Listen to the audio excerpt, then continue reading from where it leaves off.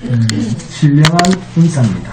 신령한 은사 로마서 1장 1절에서 13절까지입니다. 신령한 은사 로마서 1장 1절에서 13절까지입니다.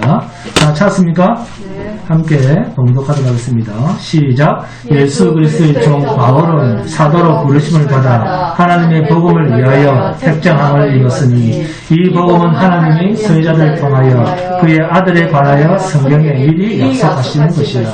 그의 아들에 관하여 말하면 육신으로는 다윗의 혈통에서 나셨고 성결의 영으로는 죽은 자들 가운데서 부활하사 능력으로 하나님의 아들로 선포되셨으니 곧 우리 주 예수 그리스도시니라.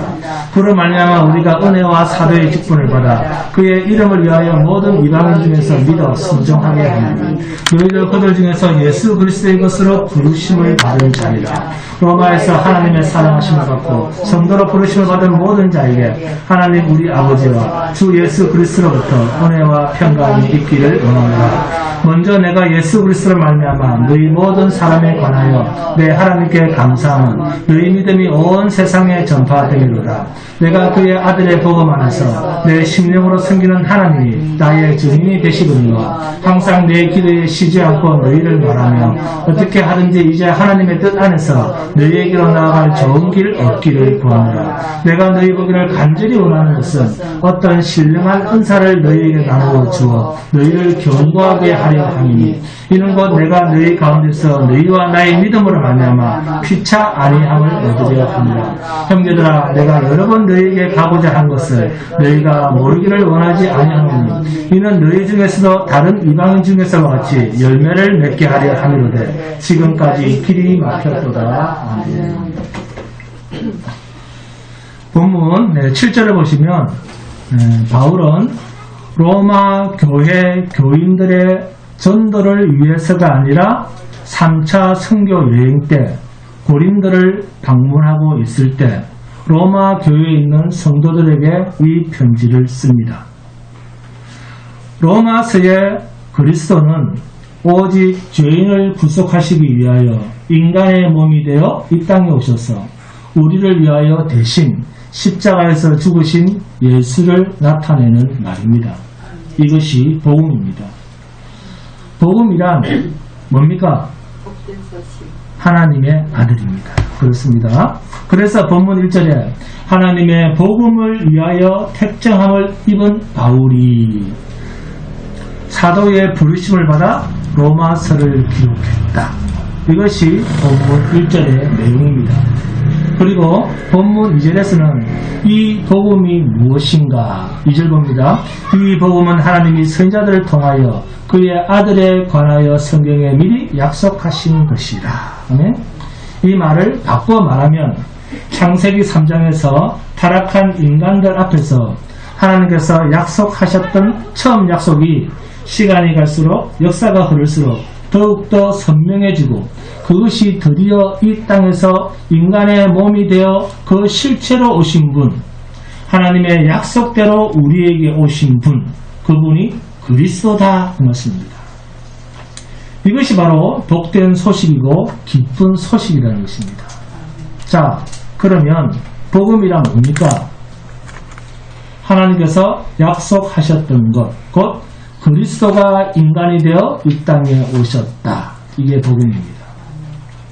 이것이 창세기 3장 15절에서 하나님께서 약속하셨던 내용입니다. 내가 너로 여자와 원수가 되게 하고 내 후손도 여자의 후손과 원수가 되게 하리니 여자의 후손은 내 머리를 상하게 할 것이요 너는 그의 발꿈치를 상하게 할 것이니라 하시고. 아멘.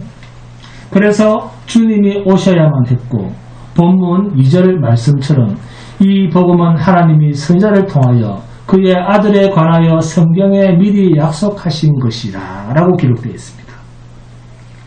모세부터 지금까지 계속해서 모든 선지자들에게 약속해 두셨던 그것이 시간 속 현실로 온 것입니다. 각 시대마다 다른 사람으로 약속해 두셨지만 하나님의 약속의 핵심은 하나였습니다. 뭡니까? 죄인을 구속한 자기 백성의 죄를 대신할 자, 곧 하나님의 독생자 아들 예수 그리스도를 이 땅에 보내주신다. 이것이 하나님의 약속이었습니다. 이 약속이 이루어지는 것, 그게 복음입니다. 그러므로 복음이란 그리스도가 내 죄 때문에 이 땅에 오셨다는 것, 내 죄값을 대신 담당하시기 위해서 이 땅에 오셨다. 이게 복음입니다. 그러므로 복음을 전한다, 전도한다라고 하는 것은 당신의 죄 때문에 그리스도가 이 땅에 오셔서 죽으셨다. 이것을 전하는 것, 이게 전도입니다.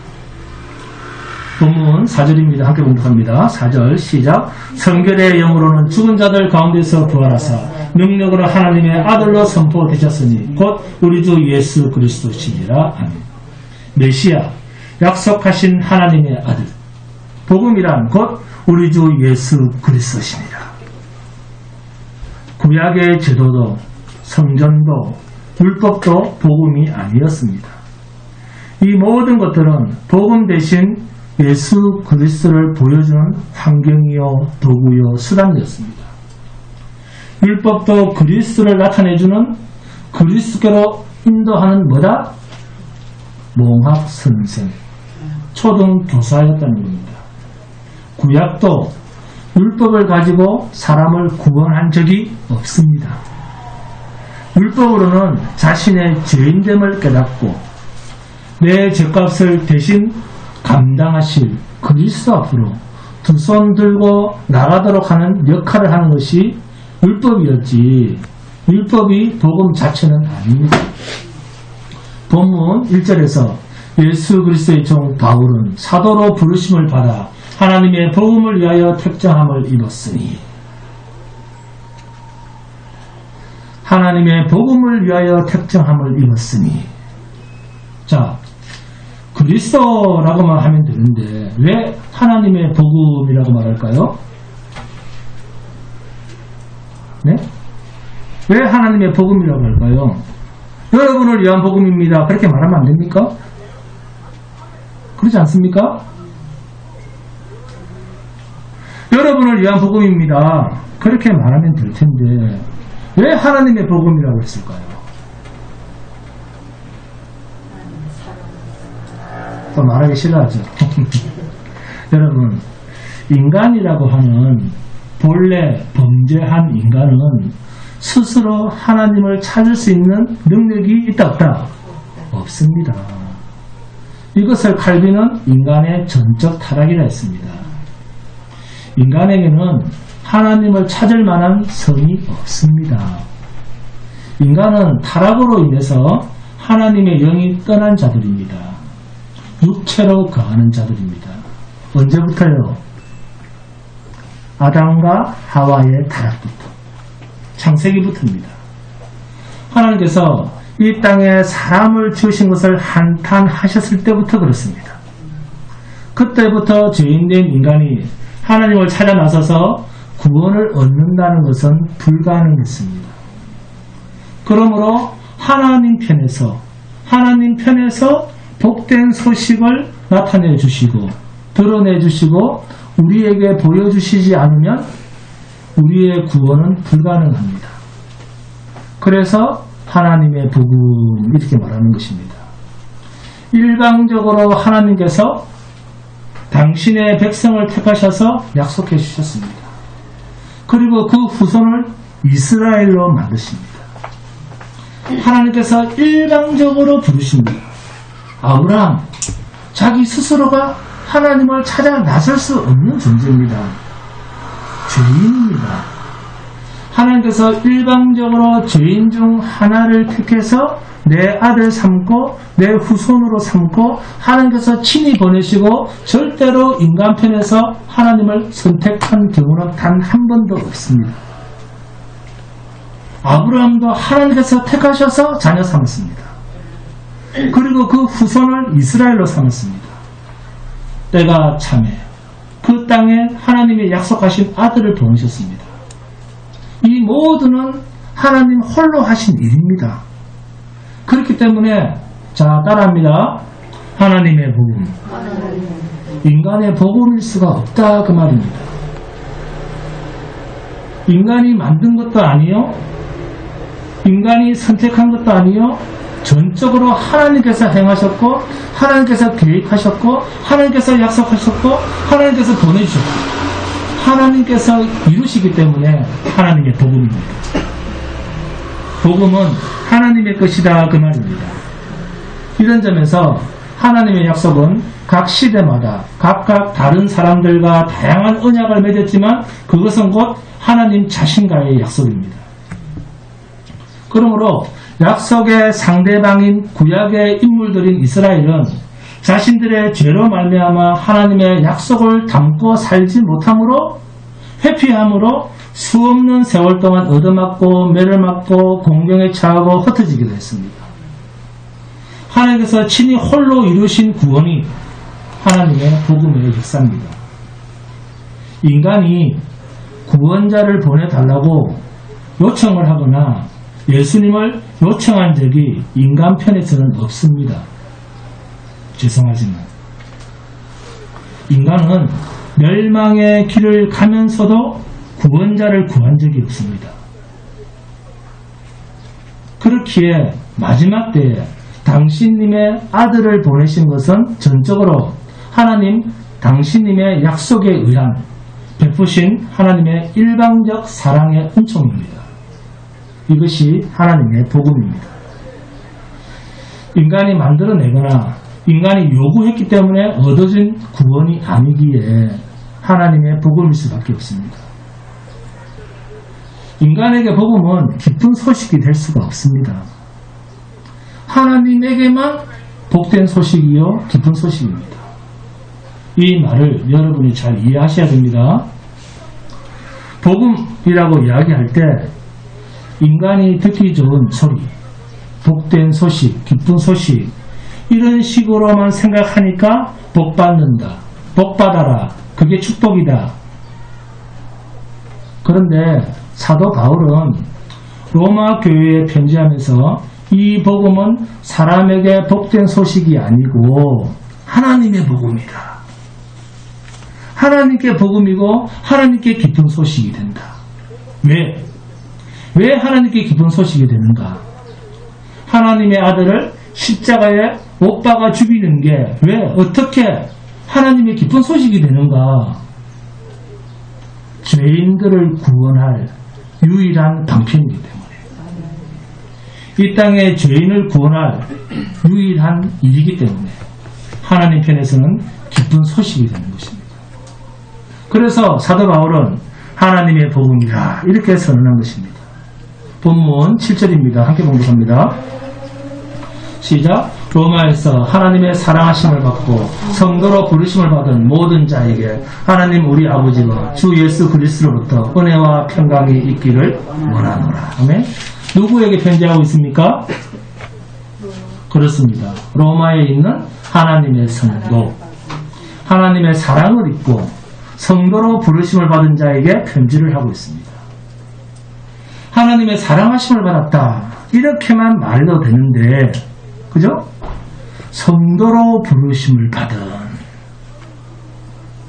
하나님의 사랑하심을 받고 성도로 부르심을 받은, 이렇게 표현하고 있습니다. 얼마나 감격스럽습니까? 여러분, 믿음으로 얻는 구원의 실체는 자유입니다. 로마서에서 가장 중심적인 단어가 자유함입니다. 자유함, 자유, 구원. 믿음으로 어렵다함을 얻는다는 그 믿음이 뭐냐? 그럼 뭘까요? 자유입니다. 답을 알려주고 했습니다. 자유입니다. 믿음으로 어렵다함을 얻는다는 그 믿음이 자유입니다. 그래서 많은 신앙인들이 율법에 눌림을 당하다가 로마서에서 복음의 자유를 발견하고 구원의 확신을 얻었습니다. 그처럼 로마서에서 여러분이 발견해야 할 가장 중요한 단어는 자유입니다. 자유란 무엇인가? 내 멋대로 살아가는 자유인가? 아니면 무엇으로부터의 자유인가? 자, 첫 번째, 로마서 5장 말씀처럼 하나님의 진노로부터의 자유입니다. 그래서 구원의 백성이라는 말의 의미는 먼저 하나님의 진노, 죄로부터의 자유함입니다. 하나님의 중요한 심판, 죄로부터의 자유함입니다. 그리고 로마서 6장, 이 하나님의 진노로부터의 자유함은 죄로부터의 자유함을 동시에 의미합니다. 이것은 곧 율법으로부터의 자유함입니다.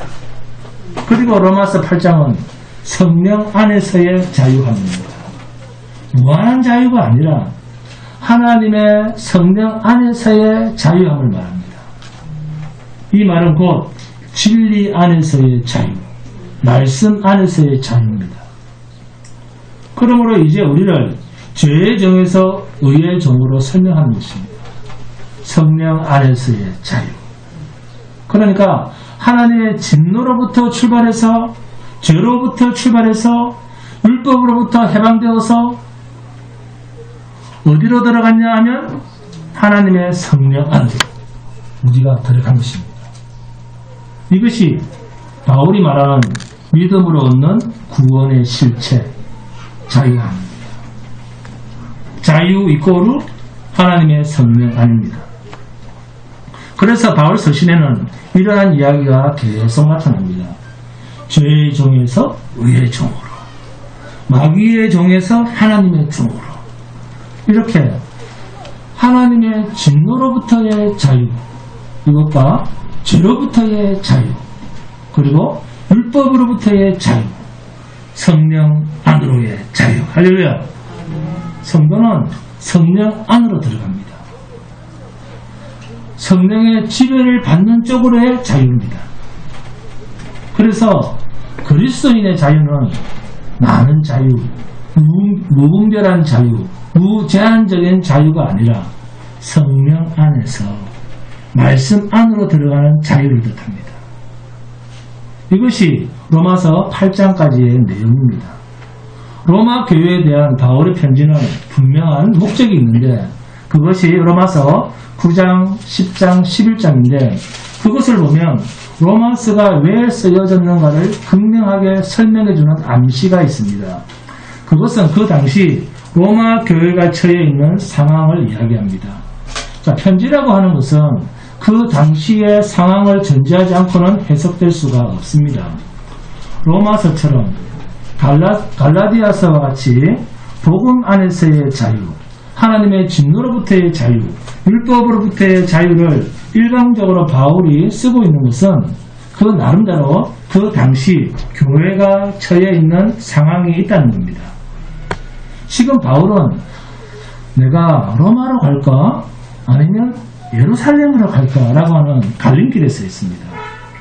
왜냐 하면 로마 교회를 향해서 이 편지를 쓸 때 바울은 고린도에 머무는 마지막 3차 전도 여행 때입니다. 사도행전을 보시면 바울이 로마로 가고 싶은 마음은 있지만 어려운 형편에 처해진 예루살렘 교회의 구제를 위해서 마게도냐와 고린도 교회 및 여러 교회들에게 헌금을 요청하여 거뒀습니다. 그 거둔 것을 가지고 인편에 사람 편에 그냥 돈을 보낼까 아니면 내가 직접 가야 될까 하고 고민할 때 예루살렘 교회에서 무슨 일이 생겼냐 하면 이방 나라에 있는 교회들, 특히 이방인 그리스도인들에 대해서 정통성을 인정하지 않는 일이 생긴 것입니다. 이방인 그리스도인들은 참 그리스도인들이 될 수 없다. 우리 유대인 그리스도인만 참 그리스도인이야. 이런 주장을 하는 겁니다. 그동안 바울 사도가 1차, 2차, 3차 전도 여행을 통해서 복음을 전한 수많은 이방 교회들, 이방 그리스도인들이 지금 예루살렘 교회로부터 정통성을 인정받지 못하는 겁니다. 이 문제 때문에 구제금을 가지고 직접 가는 것이 중요해서가 아니라 3차 여행까지 전도에서 얻은 복음을 받아들인 수많은 이방인 그리스도인들도 우리와 같이 하나님의 정통한 자녀들이요 교회요 진정한 그리스도의 지체라고 하는 것을 예루살렘 교회에 가서 설명할 필요가 있었다는 겁니다. 이것을 말씀으로 설득시킬 필요가 있구나. 그래서 바울이 예루살렘 교회로 가면 반드시 예루살렘에서 자신이 잡히고 심각한 핍박이 기다리고 있는 줄 알지만 그러나 이방인 그리스도인들에 대한 정통성을 예루살렘에 있는 사도들과 예루살렘에 있는 그리스도인들에게 설명하고 납득시킬 필요성이 바울에게는 있었다는 겁니다. 그게 로마서 9장, 10장, 11장에 담긴 내용입니다. 육적 이스라엘, 그러니까 구약의 하나님이 택한 백성이었던 이스라엘에게 오직 의인은 믿음으로 구원을 얻는다. 율법도 아니다. 믿음으로 하나님의 진노로부터 자유한다. 믿음으로 구원을 얻는다는 것은 이런 것이다. 이렇게 설명을 하자. 그러면 율법으로 하나님의 자녀가 된 이스라엘은 끝이가? 하나님께서 구약 백성인, 약속의 백성인 아브라함의 후손들은 다 어떻게 되는데? 라는 질문에 대해서 바울은 로마서 9장, 10장, 11장에 거쳐서 아니다. 이스라엘은 비록 실패했지만 하나님의 소망 가운데 동일하게 구속의 나라를 바라보고 하나님의 은혜 안에 있을 분명한 날이 있을 희망이 있는 민족이라고 하는 것을 설명하는 것이 로마서 9장, 10장, 11장입니다. 이것이 로마서 16장 마지막 결론에 가보면 로마 교회에 대한 바울의 개인적인 부탁하는 인사하는 대목에서 이러한 내용을 알 수가 있습니다. 그래서 이런 이스라엘에 대한 헤게모니, 그러니까 어떤 집단을 주도할 수 있는 권력이나 지위, 위상의 싸움에서 제외되어 있고 환난과 핍박을 피해서 잠시 나갔다가 다시 돌아온 유대인 그리스도인들에 대한 로마인 그리스도인들의 차별에 대해서 바울은 염려를 하면서 로마서 9장에서 11장까지 설명을 하고 있습니다. 그리고는 이 복음에 맞는 삶을 너희들은 어떻게 할 것인가? 같은 교회 안에서 유대인 그리스도인, 이방인 그리스도인 하면서 니 잘났다, 내 잘났다 그렇게 싸우면서 교회 안에서 신앙생활을 하면서 그렇게 살 것인가? 아니다는 겁니다. 그러면 어떻게 살 것인가? 복음의 실천에 대한 신앙인으로서 바르게 사는 것이 무엇인가에 대한 것이 로마서 12장에서 15장까지인데 이까지의 대명제가 뭐냐면 성도니까 거룩하게 살아야지. 그게 아니라 하나님이 요구하시는 거룩이 어디까지인지 압니까 여러분? 어떻게 인간 수준의 거룩을 하나님의 거룩과 같다라고 생각을 합니까? 바울은 율법으로는 흠이 없어도 인간은 거룩한 그 무슨 짓을 해도 사망입니다. 하나님이 보실 때 마귀짓을 한 겁니다. 그러면 성도는 어떻게 살아야 되는가? 거룩한 삶, 제물로서의 삶입니다. 날마다 우리의 삶을 하나님께 산 제물로 바쳐드리는 삶이 되어야 됩니다. 이것이 하나님의 의를 입은 믿음의 사람, 복음의 사람의 삶입니다. 그렇게 살고 계십니까? 그럼 전혀 여러분 그릇이 없네요. 빵점이네요. 근데 뭘 하겠다는 겁니까? 빵점짜리가 99점도 하나님 앞에서 빵점인데. 그러면 이것에 대한 구체적인 내용은 무엇인가? 공동체 안에서 서로 섬기는 것입니다. 자, 따라합니다. 서로 섬기자. 네, 그렇습니다. 로마 교회의 성도들이여 서로 섬겨라. 그리고 두 번째로 공동체 바깥에서는 어떻게 해야 되는가? 원수를 사랑하라. 그리고 황제와 정부에 대해서는 지금 유대인 그리스도인들은 로마 정부에 대한 반감이 있습니다. 그래서 정부에 대해서는 어떻게 하는 것이 좋은가?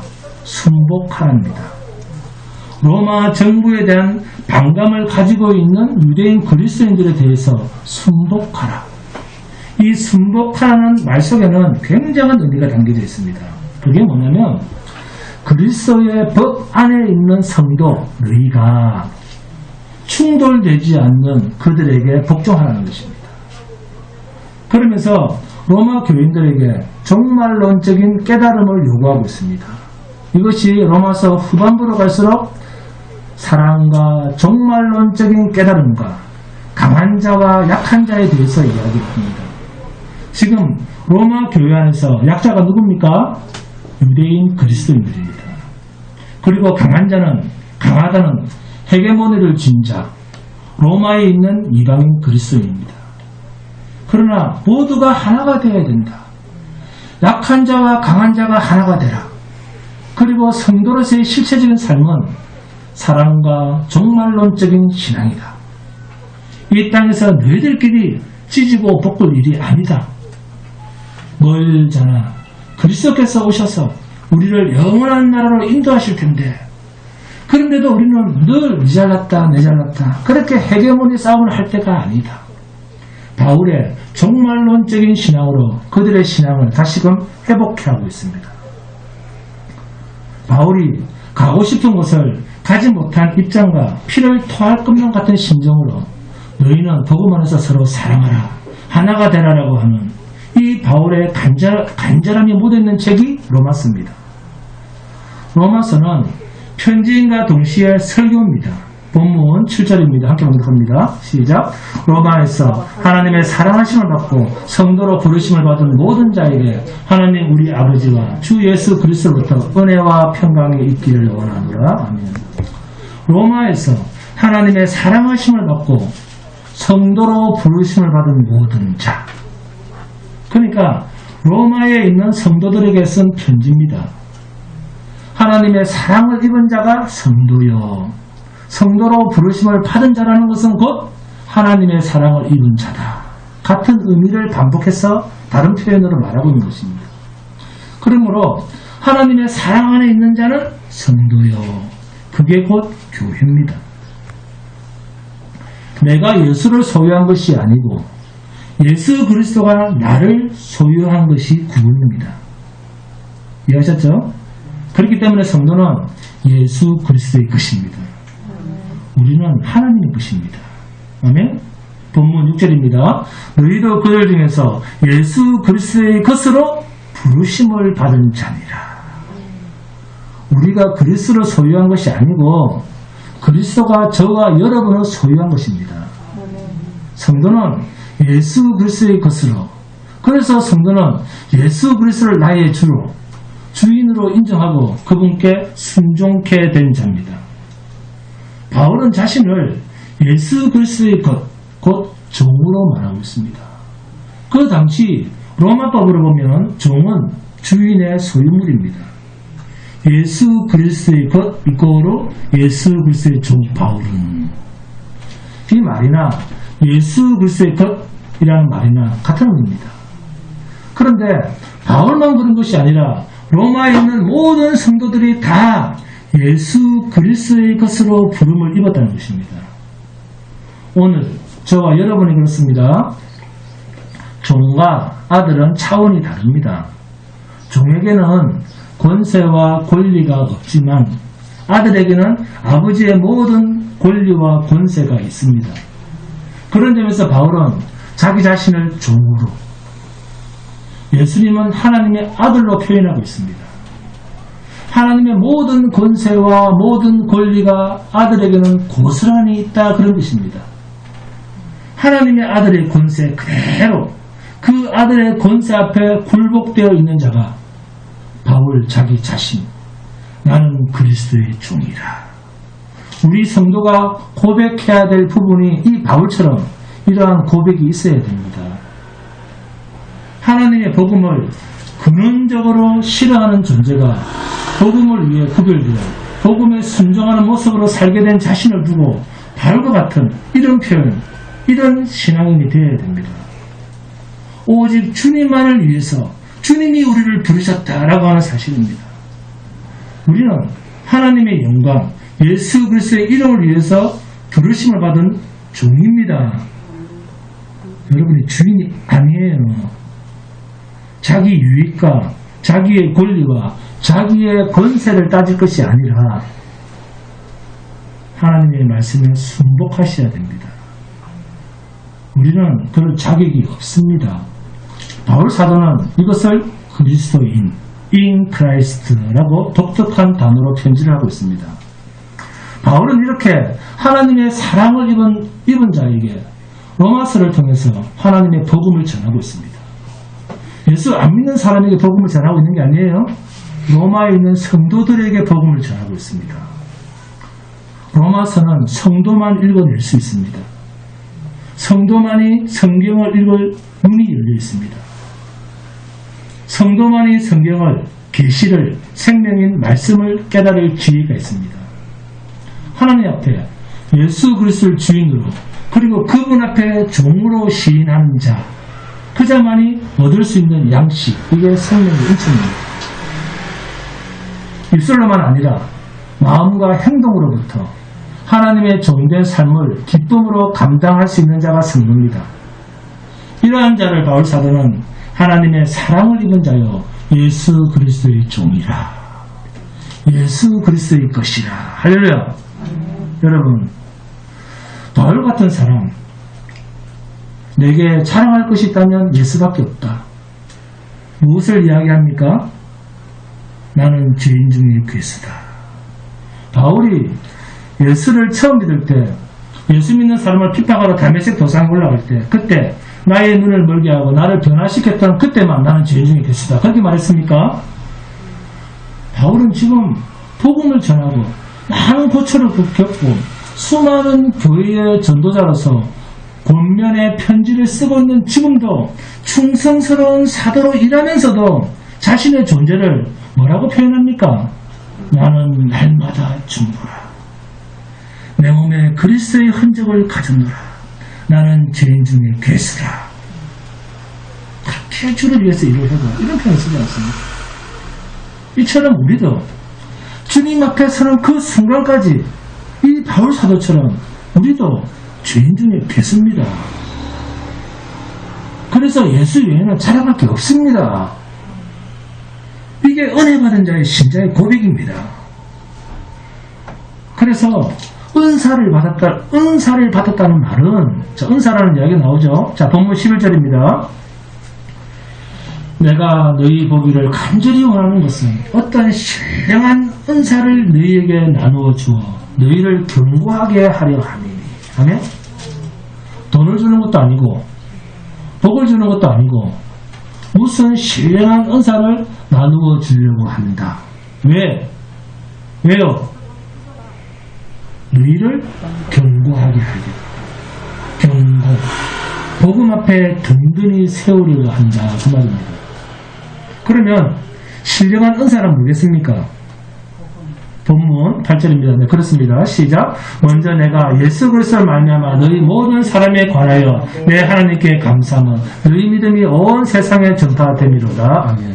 무엇보다도 먼저 로마에 있는 성도들이 내가 믿는 이 그리스도의 복음을 너희가 알고 믿고 있고 예수 그리스도를 믿는 것에 대해서 내가 다른 그 어떤 것보다도 가장 우선해서 하나님께 감사할 조건이 된다. 그 말입니다. 그래서 본문 10절에 어떻게 하든지 이제 하나님의 뜻 안에서 너희에게로 나아갈 좋은 길이 없기를 구하노라. 아멘. 너희에게 믿음을 주신 하나님께서 내게도 너희를 만날 수 있는 좋은 길을 얻기를 원한다. 오직 하나님의 뜻, 하나님 안에 그리스도 예수 안에서 얻을 수 있는 길을 구하고 있습니다. 그러면서 로마에 있는 성도들에게 가서 무엇을 하고자 하는가 하면 로마서 1장 15절입니다. 그러므로 나는 할 수 있는 대로 로마에 있는 너희에게도 복음 전하기를 원하노라. 아멘? 그러면 내가 무슨 신령한 은사를 너희에게 주어 너희를 경고케 하려고 한다는 그 신령한 은사가 뭡니까? 네, 복음입니다. 복음. 바울은 자신의 인생 전체를 통해서 자랑하는 것은 그리스도 외에는 없습니다. 이것 외에 모든 것을 나는 배설물로 여긴다. 바울 사도가 그토록 로마에 가기를 원하는 것은 복음을 나누어주고 싶다는 겁니다. 그런데 그 대상이 누굽니까? 예수 안 믿는 사람입니까? 아닙니다. 성도입니다. 로마에 있는 성도들에게 신령한 은사를 나누어주고 싶다. 그게 뭐냐? 예수 그리스도야. 여러분, 바울처럼 그리스도인은 하나님 앞에서 은혜를 아는 자는, 자신이 죄인인 것을 아는 자는 예수 외에는 자랑할 게 없습니다. 복음 외에는 아무것도 거칠 게 없습니다. 예수 외에는 죄인에게 새 생명의 역사를 산출할 것이 없습니다. 오늘 저와 여러분 속에는 예수 외에는 우리 속에 썩은 것이 사라지고 새 생명이 분출하는 그러한 역동적인 기적이 일어날 수 있는 일은 예수 외에는 없습니다. 그래서 바울은 너희가 지금도 예수 안에 있지만 내가 또 다시 가도 예수밖에는 너희에게 전할 것이 없다. 그 일을 위해서 내가 부르심을 받았다. 아멘? 여러분, 십자가는 단 한 번 달려서 죽는 것이 아니라 날마다 나는 죽노라입니다. 날마다 내 속에 그리스도의 흔적을 가졌노라. 날마다입니다. 날마다 내가 주님과 함께 살아야 된다. 죄인은 날마다 죽는 것입니다. 내 정과 욕심을 날마다 십자가에 못 박는 것입니다. 이게 신앙인이 가져야 할 자세입니다. 물론 예수님께서 단 한 번 십자가를 지신 것으로 하나님의 의를 다 이루셨습니다. 하나님께서 만족하셨습니다. 그러나 그 십자가의 구속의 효과는 저와 여러분 같은 죄인에게는 날마다 반복되어져야 할 일입니다. 그렇기 때문에 복음은 날마다 들어야 됩니다. 말씀은 날마다 들어야 됩니다. 고린도 교회를 향해서 사도 바울은 고린도전서 10장 12절에서 그런즉 선줄로 생각하는 자는 넘어질까 조심하라. 성경이 말하는 진정한 그리스도인의 능력은 자신이 십자가 앞에서 완전히 죽어지는 것입니다. 이것이 죄인이 가지는 가장 아름다운 모습이여 아름다운 자리입니다. 그게 은혜 받은 자의 자리예요. 그게 성령 충만한 자리입니다. 어떤 걸 원하십니까? 그런데 이것을 거꾸로 확 바꿔서 예수 믿고 어제보다는 오늘보다는 내일, 1년 전보다는 올해보다는 내년이, 10년 뒤가 더 잘 살아진다, 더 좋아진다, 더 나아진다. 이렇게 말씀의 기준이 아니고 하나님의 기준이 아니라 눈에 보이는 세상 사람들이 보는 판단의 기준을 따르는 것은 그 세상의 기준을 따르는 자는 마귀의 종입니다. 하나님 앞에서 죄인은 죽어야 됩니다. 죽으라고 할 때 무서워요. 그래서 죄 덩어리는 하나님 앞에서 죽어야 하나님의 영화를 봅니다. 죄 없는 주님도 십자가에서 죽으신 뒤에 하나님께서 오고 오는 세대들이 예수께 무릎을 꿇도록 영광스러운 자리에 앉히셨다라고 말하는데, 죄인은 우리가 어떻게 안 죽고 없어지지 않고 이 땅에서 눈에 보이는 것이 잘 되는 것을 가지고 하나님의 영광이라고 말하고 자기 출세를 하나님의 축복이라고 말합니까? 바울이 말하는 영광된 자리는 자신이 하나님의 부름을 받고 이제는 자신의 생명이 끝 다 된 줄 알고 주님 앞에 설 그날을 바라보고 바울은 그 자리가 영광된 자리라고 말합니다. 그러나 세상적으로 보면 그 자리는 쫄딱 망한 자리입니다. 세상에서는 모든 것이 없어진 자리입니다. 나그네와 행인 같은 너희가 어떻게 세상 여행 중에 그렇게도 세상 짐을 많이 질리고 그러느냐. 바울은 복음에 대한 우리의 이러한 잘못된 편견을 깨끗이 불식시키고자 하고 있습니다. 본문 12절 말씀입니다. 이는 곧 내가 너희 가운데서 너희와 나의 믿음으로 말미암아 피차 아니함을 얻으려 함이라. 아멘. 서로 피차, 중요한 단어죠. 피차, 서로라는 말입니다. 바울도 그렇답니다. 나도 그렇다. 복음을 전하는 나도 복음을 전하면서 내게도 위로가 되고 능력이 되어야 된다. 피차, 서로 아니함을 얻으려 함이라. 신령한 은사를 나누어주는 바울도, 신령한 은사를 받는 너희도, 복음을 전하는 나도, 복음을 전하는 너희도 피차 서로 안위함을 얻으려 함이라. 아멘. 여러분, 로마에 있는 성도들에게 그리스도의 복음은 영원한 생명을 얻은 성도에게 계속해서, 성도에게도 하나님을 받아들인 이 성도들에게도 계속해서 날마다 복음이 필요하다고 하면, 역시 바울도 하나님 안에서 동일한 복음을 받고 그리스도의 자녀로 부름받은 자신에게도 이 복음은 계속 필요하다는 겁니다. 우리 성도들에게. 죄인에게는 예수 그리스도의 십자가보다 더 복된 소리란 없습니다. 저와 여러분이 죽었다 다시 깨어나도 우리는 여전히 죄인입니다. 그러므로 그러한 죄인된 자들에게, 이러한 죄인된 자들에게는 예수 그리스도의 십자가 외에는 복되는 게 없다니까요. 복되는 게. 그런데 예수, 이 복덩어리를 주는데 왜 그렇게는 식상해 합니까? 예수가 복인데 왜 유대인들처럼 또 자기가 거룩해지려고 합니까? 왜 그러면서 자꾸 엉뚱한 것을 복이라고 합니까?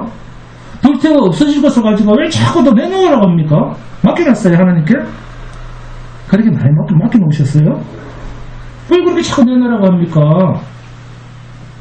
바울은 그러면 무엇 때문에 너희에게 복음을 전한다, 그렇게만 말하면 되는데 왜 이 복음을 신령한 은사라고 표현했을까요? 자, 본문 4절입니다. 함께 보도록 합니다. 시작. 성결의 영으로는 죽은 자들 가운데서 부활하사 능력으로 하나님의 아들로 선포되셨으니 곧 우리 주 예수 그리스도십니다.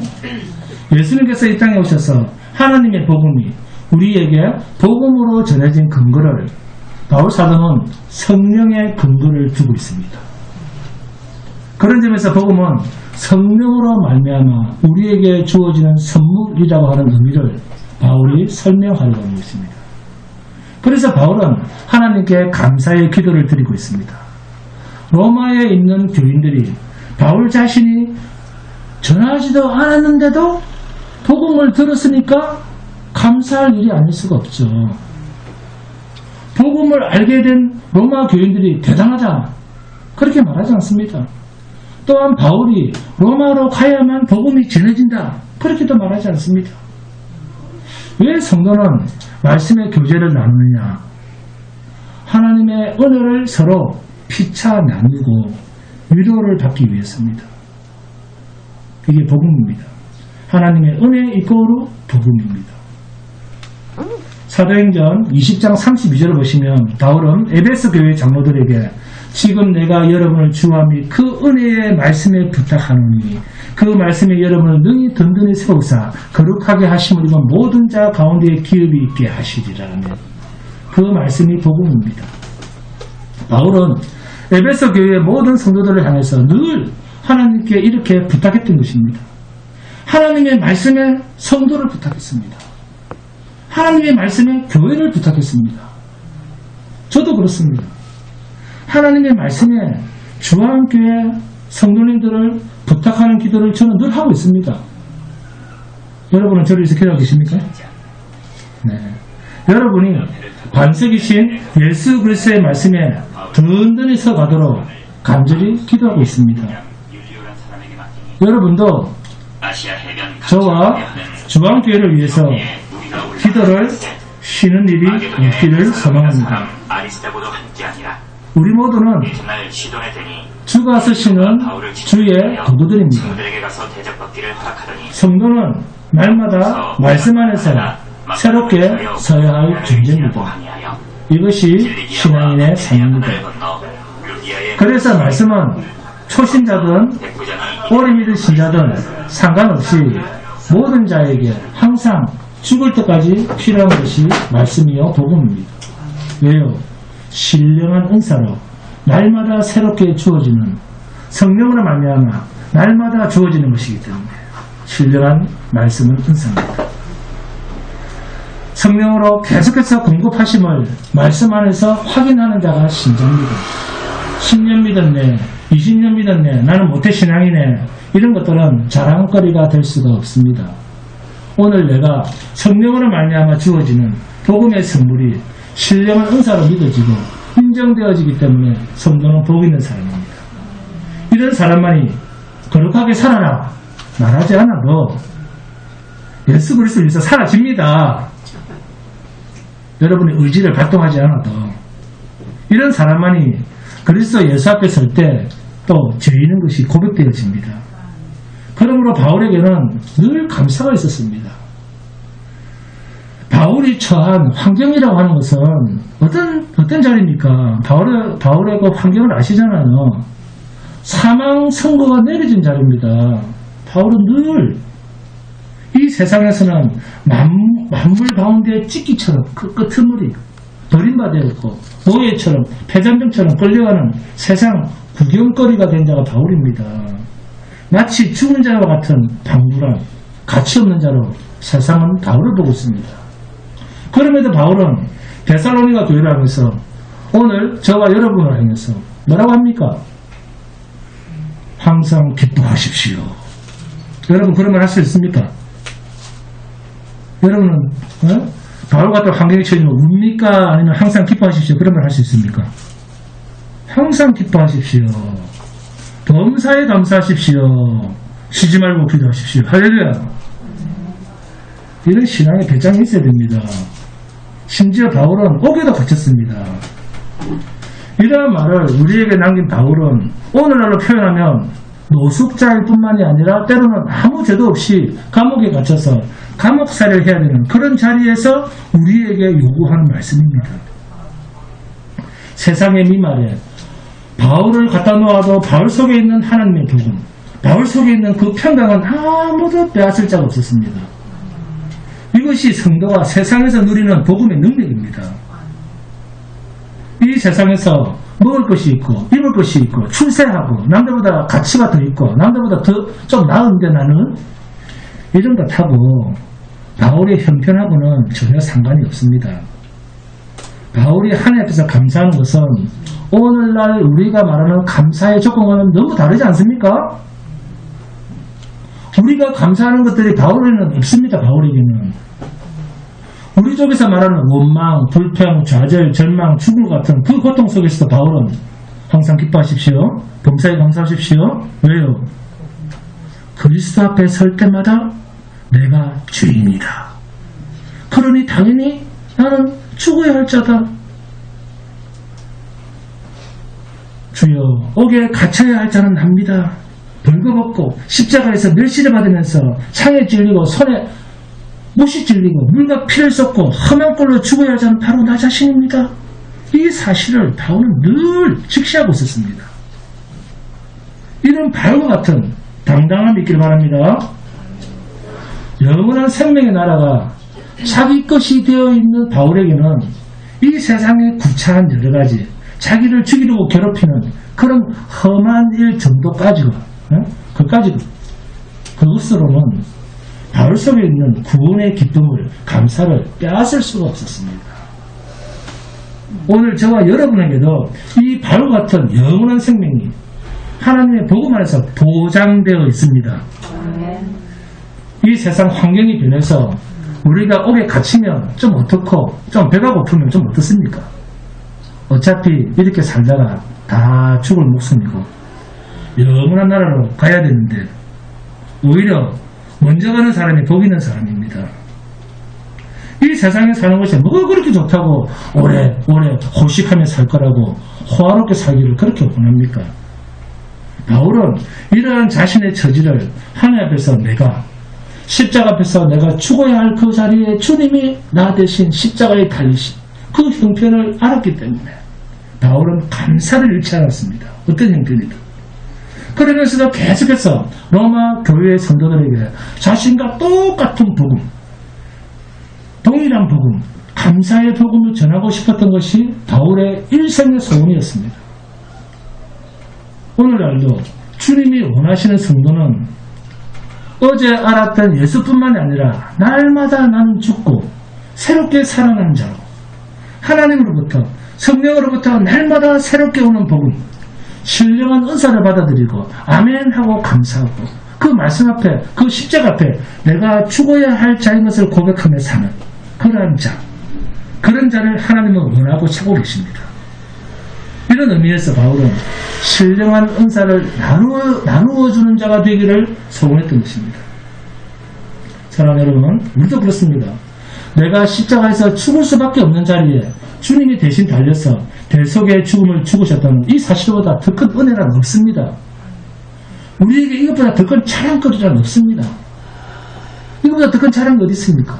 이 복음, 이 예수를 자랑하며 남은 세월을 사는 자가 참 이 마지막 때에 남은 자여 성도입니다. 이러한 자에게는 항상 고난 속에서도 기쁨이 있고 범사에 감사함이 있고 환난 속에서도 쉬지 않는 기도가 있습니다. 예수 십자가 구원의 감격과 신령한 은사, 곧 말씀이 진리가 여러분의 남은 인생을 점령하는 기쁨이 있기를 주님의 이름으로 축원드립니다. 건강 찬송하겠습니다.